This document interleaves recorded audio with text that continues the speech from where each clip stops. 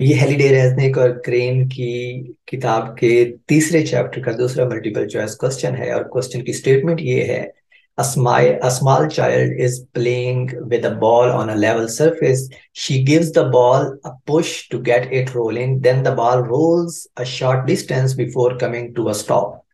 The ball slows to a stop because।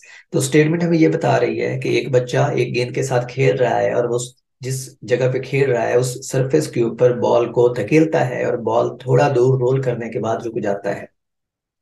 अब हमने ये बताना है कि जो बॉल रुका है उसके पीछे क्या रीजन है, और जो हमारे पास ऑप्शन है उनमें पहला ऑप्शन है कि the child stopped pushing it.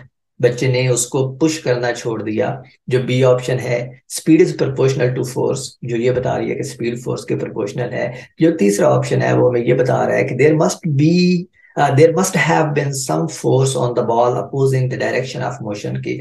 जिस डायरेक्शन में बॉल जा रहा है उसकी अपोजिट डायरेक्शन में लाजमी तौर पे कोई फोर्स होगी जो बॉल की मोशन को अपोज कर रही है। और चौथा ऑप्शन में ये बता रहा है the net force on the ball was zero, so it wanted to remain stationary. कि बॉल के ऊपर नेट फोर्स जो है वो जीरो थी, तो इसलिए वो स्टेशनरी रहना चाहता है। तो चौथा ऑप्शन तो आउटराइट गलत है। क्यों गलत है? क्योंकि नेट फोर्स जीरो नहीं थी, क्योंकि बच्चे ने बॉल के ऊपर फोर्स लगाई है और वो बॉल कुछ दूर तक रोल भी करता गया, तो वो स्टेशनरी तो नहीं है। तो चौथा ऑप्शन तो सही नहीं है कि हमारे पास नेट फोर्स जीरो नहीं है। अब पहले ऑप्शन के ऊपर अगर आए तो पहला ऑप्शन हमें बताता है कि a child stopped pushing it. The child stopped pushing it, ये वो स्टेटमेंट है जो गैलीलियो के आने से पहले मानी जाती थी। जब मैंने थ्योरी में ये चीज पढ़ाई थी तो मैंने बताया था कि गैलीलियो से पहले लोग ये मानते थे कि ऑब्जेक्ट उसी वक्त तक मूव करते हैं जब तक उनको कोई फोर्स पुश करती रहती है। अगर आप फोर्स हटा लें तो जो ऑब्जेक्ट है वो रुक जाता है। और हमने साबित किया था कि ये बात भी दुरुस्त नहीं है, तो इसका मतलब है ये ऑप्शन भी दुरुस्त नहीं है।